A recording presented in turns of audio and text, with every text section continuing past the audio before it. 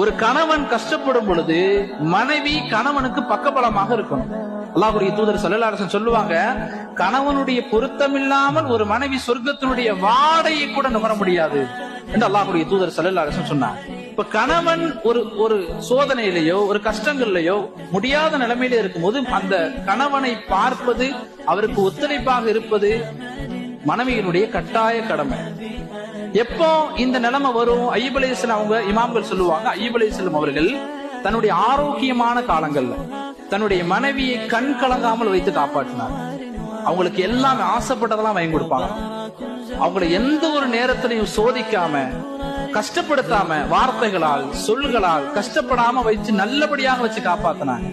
அதனால தான் அய்யூப் அலைஹிஸ்ஸலாம் அவர்கள் முடியாத நிலைமையில அவர்களுடைய மனைவி அய்யூப் அலைஹிஸ்ஸலாம் அவர்களுக்காக வேண்டி மொட்டை அடிச்சு தன் முடியை விட்டு அவங்கள பராமரிச்சாங்க.